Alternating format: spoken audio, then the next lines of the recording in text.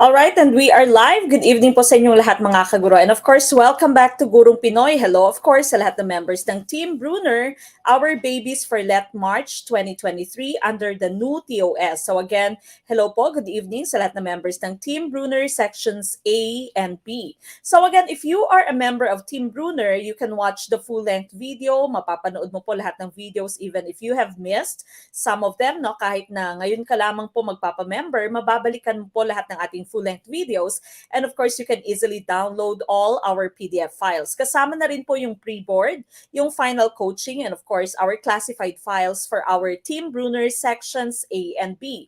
Now, if you are still not a member of Team Brunner, may pagkakataon ka pa rin po maging member ng Team Brunner for section B, no, po pwede pa rin pong humabol para sa ating full-length videos, para sa ating full package for Team Brunner. But of course, we have also opened our final coaching and classified files group just today, okay? So we have limited available slots lamang, 300 lamang po yung ating slots for Team Brunner final coaching and classified files. Our class for Team Brunner section C, that's for final coaching again and classified files, will start on February 13th with our pre-board. No? So pagkatapos po ng pre-board, of course, we are going to have our final coaching. Then napaka-importante the classified files. No? Yung mga pinakamarami talagang naghahangad yung ating classified files, the secret files. And of course, you know that here in Gurong Pinoy, we can vouch that the items that we are discussing are all under the new TOS. Siguradong lalabas po sa inyong licensure exam for teachers. Meron din po tayong mga majorship program. So kung hindi ka pa po member sa ating majorship or sa Team Brunner, humabol na po kayo. Sa majorship po, meron tayong English, there's Filipino, General Science.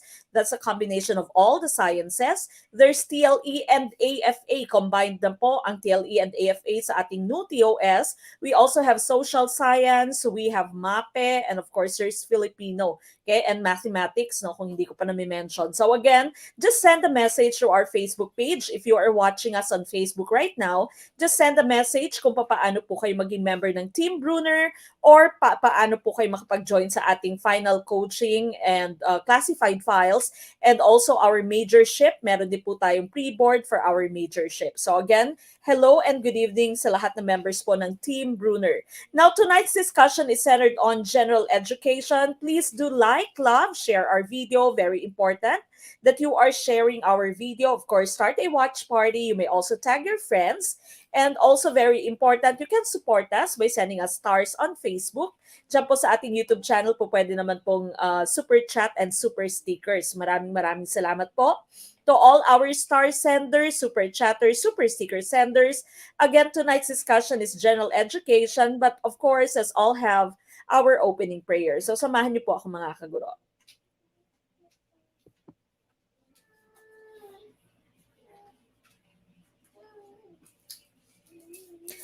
Dear Lord, I come to you to ask for your guidance and direction in this study session.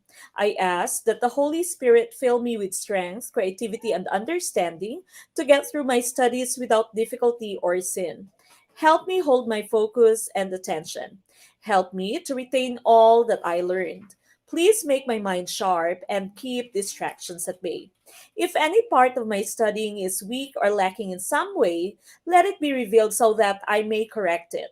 Thank you for this opportunity to learn. Amen.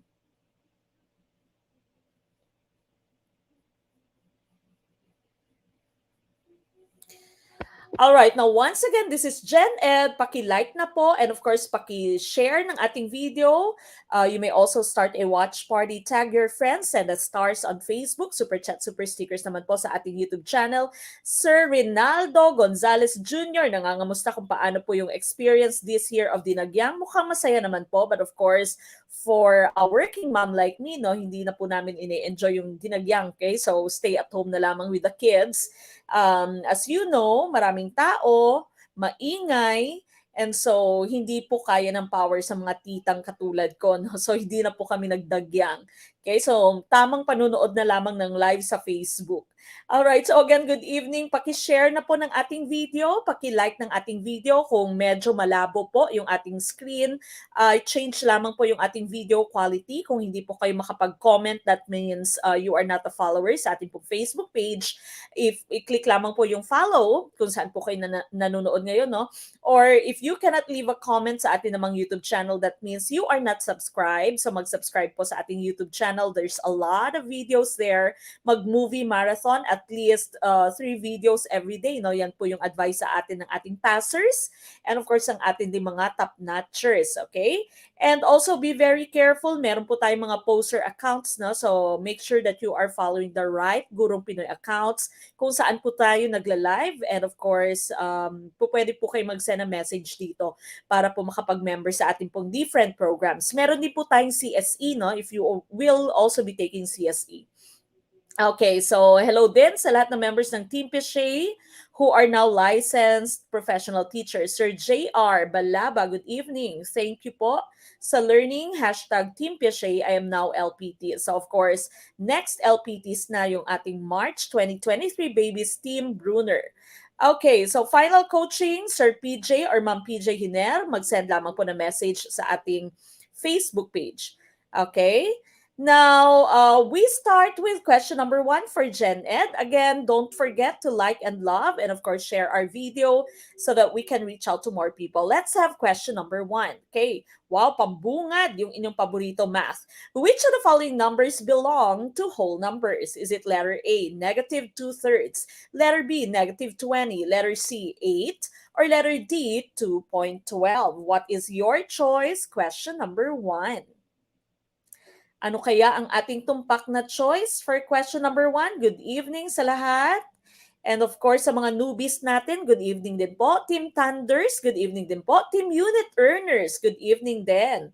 And Team New TOS, good evening. Assalamualaikum sa lahat ng ating Muslim brothers and sisters. Pasok, diretso po kayo sa kusina. And of course, make sure that you are putting your answers in our comment box so that you can make your learning more interactive and more permanent, no more meaningful ang learning since you are participating. All right, I see a lot of letters C's for question number 1. Okay, and ang tumpak na choice po natin dito is, of course, letter C. That would be 8. Okay, so which of the following numbers belong to the whole numbers? The correct choice is letter C, 8 for number 1. Okay, now here is the definition of the terms whole numbers. The whole numbers are the numbers without fractions, and it is a collection of positive integers and zero. It is represented by the symbol capital letter W, and the set of numbers are 0, 1, 2, 3, 4, 5, 6, 7, 8, 9 to infinity. Okay, so not including fractions and positive integers lamang from 0 until positive integers. No? So, hindi po kasama, of course, your letter A here is a fraction and negative. No? So, letter B mo, negative din. So, hindi po siya kasali. And of course, your decimal is hindi din kasali. We are talking about your whole numbers. And so, letter C po ang tumpak nating choice. Okay? If naligwak, okay lang po. Move on ka agad. Okay, so lift yourself up and of course move on kaagad. Okay, we go to question number 2. Which of the following is an integer? Letter A, 0.9. Letter B, 0. Letter C, 3/4. Or letter D, -4.6. What do you think is the right choice? Number 2. Ayan, Facebook user. Yay! First time nakatumpak sa unang tanong. Congratulations. Alright, number 2, ICBs. Tama kaya ang letter B for number 2? Which of the following is an integer? Okay, so medyo kapag ikaw ay hindi math major, medyo hindi ka masyadong familiar no, sa mga definitions ng mga terms na integer. Okay, whole numbers. Dati whole numbers, akala lang natin basta hindi decimal, basta hindi fraction, no? Pero not including negative pala yung whole numbers. So for number 2, I see letter B is Let's check kung ano yung ating tumpak na choice. Number 2, which one is an integer? The correct choice is, before we go to our right choice, you remember last time that we discussed your general education, we've talked about your real numbers. Okay, so we've discussed the different types of real numbers. Your real numbers would include your rational numbers and your irrational numbers. Sa rational numbers mo po, included yung fraction, yung decimal.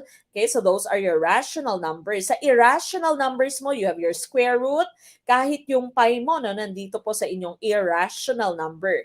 Now, under your rational number, you have your integers, okay? Your integers here, you have negative numbers, 0, and positive numbers, okay? So negative numbers, 0, positive numbers, those are all considered as integers. Your whole numbers, on the other hand, we've just talked about this for item number 1, it only includes 0 until positive numbers. No? So 0 and the positive numbers, not including negative numbers mo, yung whole numbers.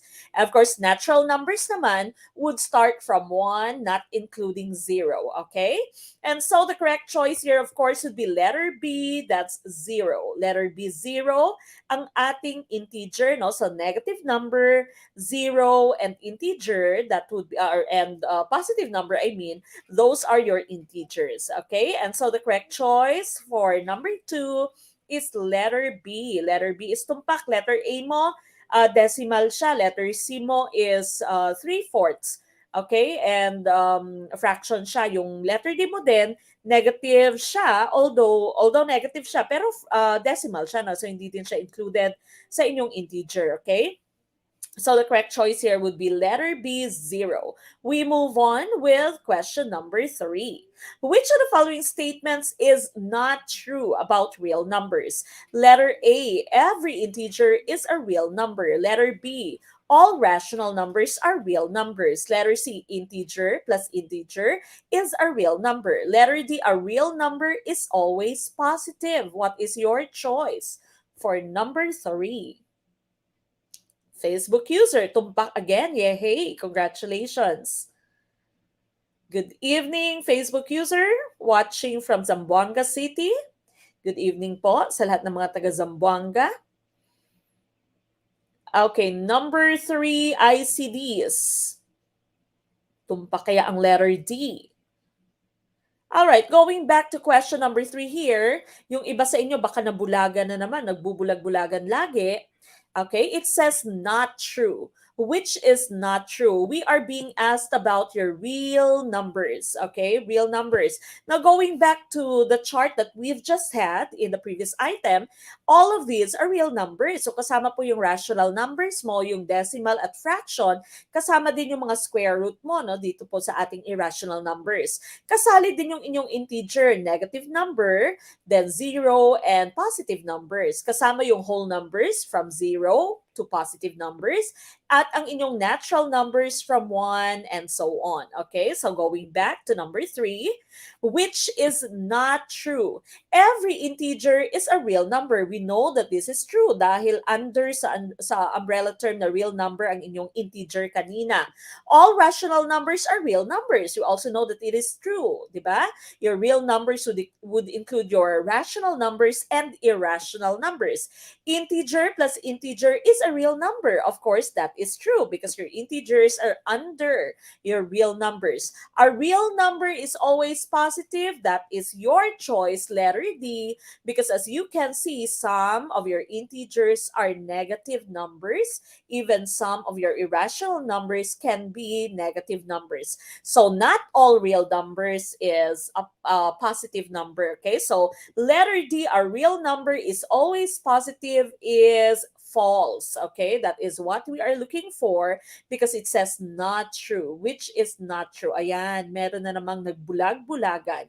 Kapag ka sa pag-ibig kayo po ay nagbulag-bulagan, okay lang po yan. Basta kapag ka nauntog na yung ulo, move on ka agad. Sa let po, bawal magbulag-bulagan. Okay? Dapat malinaw yung inyong mga mata na nakikita nyo, dapat yung mga not, except, okay? So letter D for number 3 is tumpak. We go to question number 4. Okay, what is a longshore drift? Longshore drift, would it be letter A, movement of sand and shingles along the coast, letter B, sandbars, letter C, accumulation of sand at the river mouth, or letter D, island formed by volcanic eruptions? What's your choice? Number 4. Wala yatang number. Nakalimutan ko yung numbers, no? So number 4, what is a longshore drift? Okay, watching from UAE, new member. Hindi ko lang po nakita yung inyong name, no? Good afternoon. Si Ma'am Jonah Tumbaga Puno. Good evening, Ma'am Mek, watching from UAE. New member here. Lahat ng newbies natin, hello po, kaway-kaway. Okay, good evening sa lahat ng ating newbies. Ganon din, of course, sa ating mga old members, Team Thunders. Okay, good evening po sa inyong lahat. Okay, enjoy learning with Gurong Pinoy. Okay, number 4, ICA. So what is a longshore drift? The correct choice here for number 4 is letter A, no? That is the movement of sand and shingles, mga kalat-kalat, along the coast. Okay, so letter A ang ating tumpak na choice. Yung sandbar mo, this is, hindi ko alam kung anong tawag sa inyo in Filipino or in other dialect, no? Limutan ko din kung ano yung tawag, but it is a bar of sand in the middle of the sea. Okay, so sandbar. Your accumulation of sand at the river mouth naman, we are not talking about your river mouth here. Okay, so hindi po pwede yung inyong letter C. We're not talking about the river. Letter D, island formed by volcanic eruptions, hindi din po. Okay, so yung tumpak na choice natin dito is letter A, movement of sand and shingles along the coast. Okay, so here is an illustration of your longshore, or sometimes also called your littoral drift. Okay, littoral drift. This is the movement of material along the shore because of wave action. It happens when waves approach the beach at an angle. Okay, so longshore drift or littoral drift is the movement of sediments down a beach by waves. Okay, and so letter A is tumpak. New member from Jensa and Ma'am Amor Clenista. Good evening po. Okay, so the correct choice here, of course, would be letter A. We go to question number 5. Ayon sa Komisyong Taft, nagiging bayani ang isang tao kung siya ay edukado, yumao na at patlang. Is it letter A, nanatili sa bansa sa loob ng 40 taon? Letter B, nagpakita ng nasyonalismo? Letter C, nagsasalita ng Tagalog? Or letter D, marunong bumasa at sumulat? Okay, what is our choice for number 5? This is already number 5, no? Hindi ko nalagyan ng number. Pasensya na po. First time naka-attend ng live, welcome po, Facebook user, sa ating mga newbies. Facebook user, mabuti naman po, sabi niya. Ngayon lang ako nag-review, na enjoy ako. Di katulad dati, katamad. Okay? Masaya talaga mag-enjoy dito sa Gurong Pinoy. At dito sa Gurong Pinoy, minsan nakikita nyo pa yung inyong forever. No? Minsan meron pang nagkakamabutihan dyan po sa ating chat box. May mga ganap, no? May mga pangyayari. Okay, so dapat po kayo ay nagpa-participate para enjoy, para hindi antukin, para of course mas maalala nyo yung mga sagot sa ating tanong. Okay, I see letter B sa question number 5. Okay, number 5B.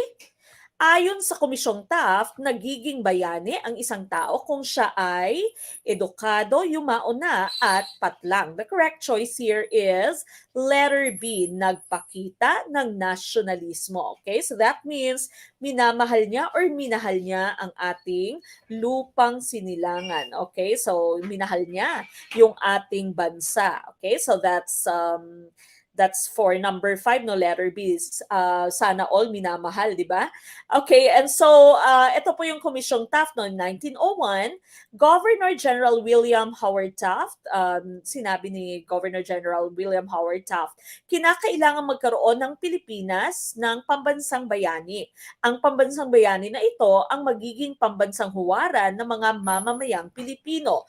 So ito po yung mga pamantayan, isang Pilipino, yumao na, may matayog na pagmamahal sa bayan at may mahinahong damdamin. Okay? So may matayog na pagmamahal sa bayan, and so yung ating pong pinili is nagpakita ng nationalismo. Hindi siya ganun na words yung ginamit, but of course, to paraphrase, when you are nationalistic, that means you love your country. Okay? So, tama po yung ating pagka or pagiging nationalismo. Nagpakita ng pagka-nationalismo. And so, hindi po kasama sa General Luna no, sa mga pinagpilian dahil dapat po may mahinahong damdamin. Dapat po wala daw road rage, no? Hindi yung high blood, okay? Dapat mahinahon.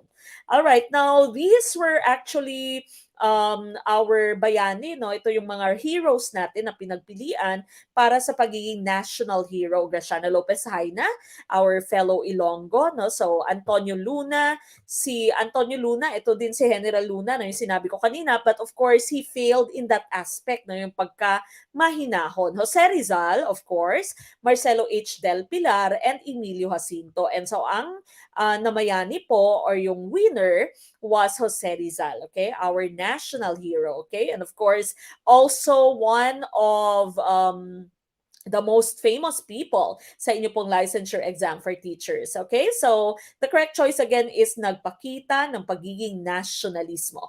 All right, we move on with question number 6. Number 6 na po ito. Mr. Sin was born as a Chinese national. He wants to run as a congressman. He was naturalized at age 18. Can he run for a congressional seat? Would it be letter A, yes, because he was a naturalized citizen? Letter B, yes, because he is a citizen. Letter C, no, because a naturalized citizen can't run for Congress. Or letter D, no, because his parents are already citizens. What's your choice? Number 6. Okay, what is our choice for question number 6?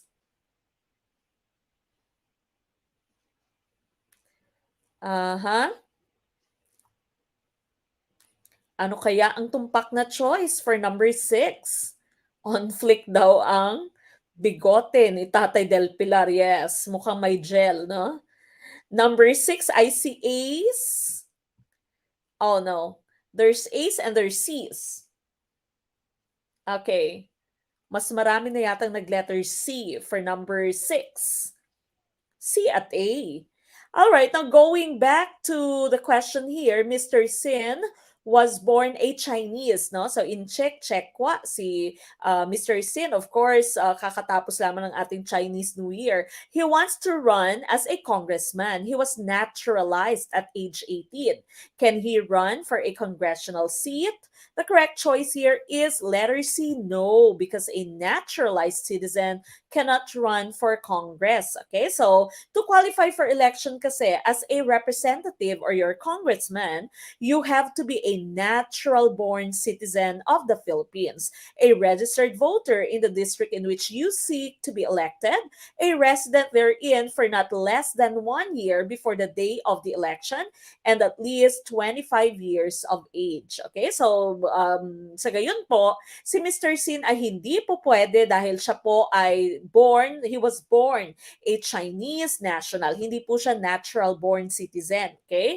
And so, hindi po siya po pwedeng mag-run as a congressman. He was just naturalized at age 18 but not natural-born citizen, okay? And so, letter C, ang tumpak na choice, medyo marami yung naligwak, medyo semi-genocide yung nangyari, pero okay lang po yan. Importante sa actualet, alam na natin kung ano yung ating magiging choice, no? No judgment po dito sa Gurong Pinoy. All right, we move on with question number 7. Burn to be alive. Number 7, Hamlet, Long Day's Journey into Night, Death of Salesman are examples of what kind of art? Letter A, theater. Letter B, literary art. Letter C, poetry. Or letter D, film. Okay, what is our choice? Basahin ko lamang, Sir Timmy Inciso. Okay, Sir Timmy Inciso. Big thanks sa inyo, Ma'am Mek. LPT na po ako last December. Let release. Very effective po yung mga final coaching nyo. At yung mga pa-quiz on the final week. Ternia Peros, si Ma'am pala. Ternia Peros Inciso, LPT. At 43, take 1 po. with a rating of 84.20%. Proud to be Gurong Pinoy student then. Congratulations, Ma'am Timmy Inciso. Isa na po siyang LPT at 43, no? So, final coaching, very important, especially no, kapag ka ikaw ay member po ng Team Bruner, dire-diretso na po yung ating pagre-review. Wala na pong ibang babayaran, no? So, from now or from the day you start until the day that you take the LEC, kasama na po yung pre-board, yung ating final coaching, and of course, napaka-importante, our classified files. Kaya palagi ko pong sinasabi, you have to make sure that the night or the day before the LEC, kailangan meron po kayong signal, okay? Because marami po tayong ibang pabaon. Minsan, ang daming lumalabas sa ating pabaon, no? So, minsan, halos lahat andyan sa pabaon. Okay? So, dapat meron po tayong signal, okay? The day prior to you taking the LEP. Okay? Napaka-importante that you are still looking at all our materials. Sir Albert Timoho, just send a message po sa ating Facebook page para po makapagpa-member po kayo. Okay, going back to our item here, I see letter A, theater, and that is the correct choice. Okay, so theater, ang ating pong tumpak na choice, and a long day's journey into night. This is Hamlet right here, and this is Death of a Salesman. So all of them are theater plays, no? Yung kumbaga pinapanood sa isang teatro. So letter A, theater, is tumpak for number 7. Number 7 po, letter A is the correct choice. We go to number 8. A child was born to a couple before the marriage vow. He demands a share of his inheritance. How will he be classified? Letter A, natural born. Letter B, adopted child. Letter C, illegitimate child. Or letter D, legitimate child. What's your choice for number 8? This is already number 8. Ma'am Desiree Joy Hepitulan. Good evening po. First time watching. Sabi ni Ma'am Desiree, sa mga first-timer natin na mag-watch ng live, good evening. And of course, sa mga team replay, yung mga makikinood after nito, especially if you are a member of Team Bruner, po pwede pong balikan, hindi po siya nawawala sa ating pong group. Good evening, good morning, good afternoon maybe, if you will be watching this on replay. Okay, what is your choice? Number 8.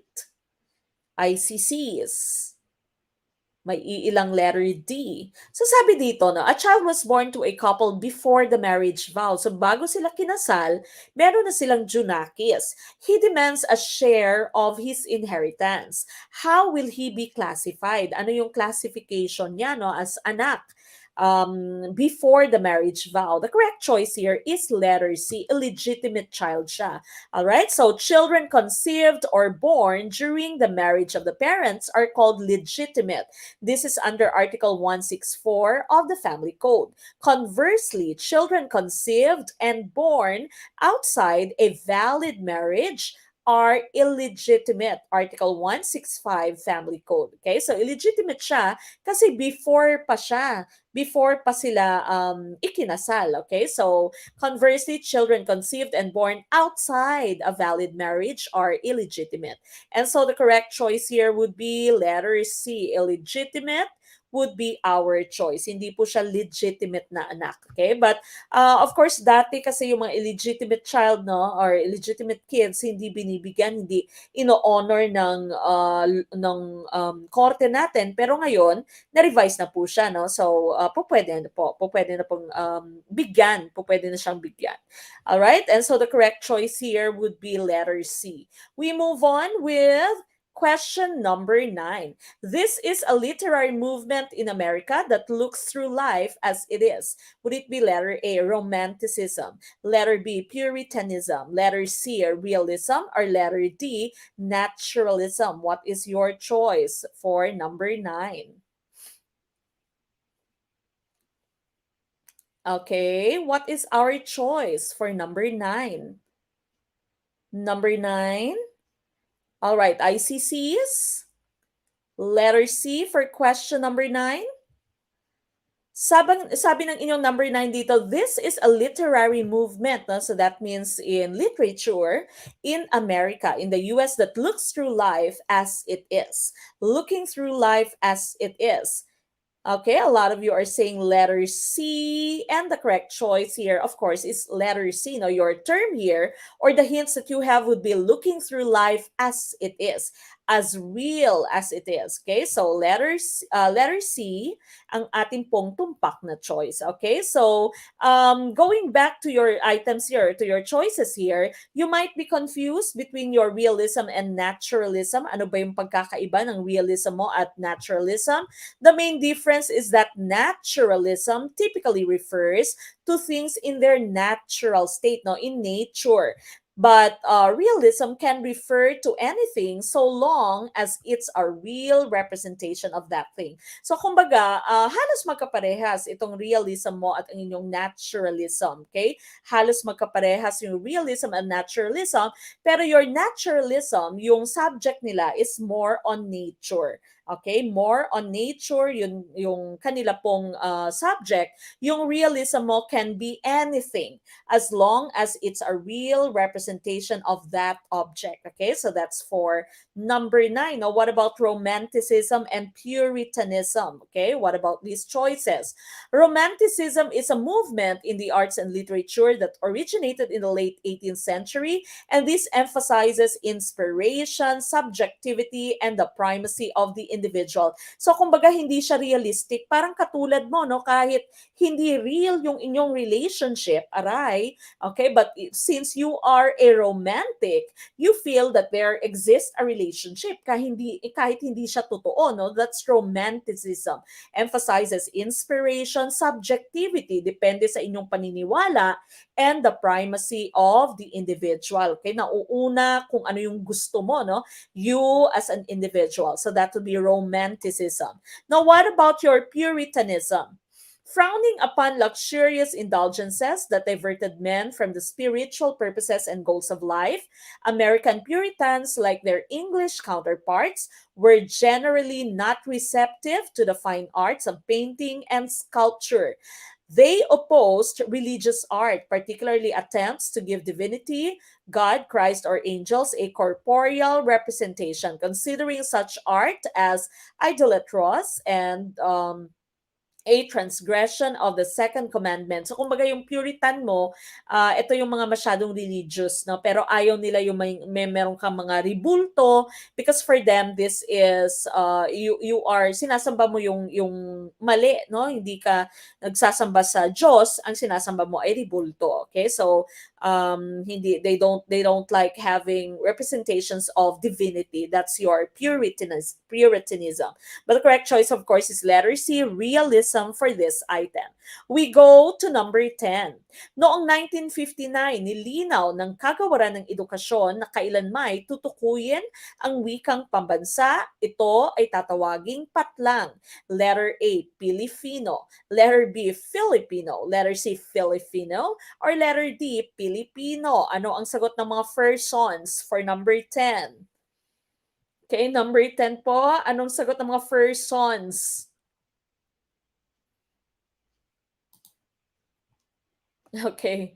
For number 10, sabi Pilipino, Filipino, Filipino, or Pilipino. Okay, what's your choice? Number 10. All right, I see a lot of letter D's for question number 10. Okay, this is 1959, Kagawaran ng Edukasyon. Tutukuyin ang ating wikang pambansa at ito ay tatawaging. Okay, the correct choice here is letter D, Pilipino. Ito po ay 1959 pa lang ha, hindi po siya modern day. Okay, so Pilipino ang ating pong tumpak na choice. Ayan, sabi ni Ma'am Shari, 1987 yung Filipino. Alright, so kautosang panggawaran bilang 7 noong 1959, Agosto 13, 1959 ay pinalabas ni Jose E. Romero na siyang tumatayong kalihim ng edukasyon sa nasabing taon at kabahagi ng surian ng wikang pambansa. Ang wikang pambansa ay tatawaging Pilipino. Okay? So, Pilipino pa lamang po noong 1959. Again, 1987 is Filipino. And so, letter D, ang ating tumpak na choice. Okay? Ay ligwak, sabi ni Sir Reeve John. Okay lang po yan, no? Move on ka agad. Alright, we move on with question number 11. Samantalang nililinang ang wikang pambansa ng Pilipinas ay dapat payabungin at pagyamanin pa salig sa patlang. Letter A, mga pangunahing wikang dayuhan. Letter B, umiiral na wika ng Pilipinas at iba pang mga wika. Letter C, Ingles ay Tagalog or Ingles at Tagalog. Or letter D, mga wikang katutubo sa mga lalawigan. What's your choice for number 11? Okay, number 11, ICBs. Aba, may humuhugot. Pinaglaban ang mali, parang pagmamahal lang. Sabi ni Ma'am Rose Ann, may hugot. Okay, 11, what's your choice? Number 11. Okay, I see letter B is for number 11. O, samantalang nililinang ang wikang pambansa ng Pilipinas ay dapat payabungin at pagyamanin pa salig sa the correct choice is letter B. Umiiral na wika ng Pilipinas at iba pang mga wika. Okay, so that's under Artikulo 14 ng Saligang Batas 1987, Section 6. Ang wikang pambansa ng Pilipinas ay Filipino. No? So inyo po nakikita, that's already under 1987. Samantalang nililinang, ito ay dapat payabungin at pagyamanin. No? So word for word, no? That's verbatim coming from our Constitution. Salig sa mga umiiral na wika sa Pilipinas at iba pang mga wika. So as you can see, and as we experience, our language is very dynamic. There's so many words that are added to it. Dati wala namang ghosting, no? Dati wala namang ligwak. Ngayon meron na, no? So papayabungin, pagyayamanin, salig sa mga umiiral na wika sa Pilipinas, dialekto po pwede, at iba pang mga wika. Okay, so we also have some words that we have borrowed from other languages. Okay, and so letter B ang atin pong tumpak na choice. Alright, we go to question number 12. Ang patakarang sinimulang ipatupad sa mga paaralan noong 1974 ay tinatawag na patlang. Letter A, edukasyong trilingual. Letter B, edukasyong bilingual. Letter C, edukasyong monolingual. Or letter D, edukasyong multilingual. What is our choice? That's question number 12.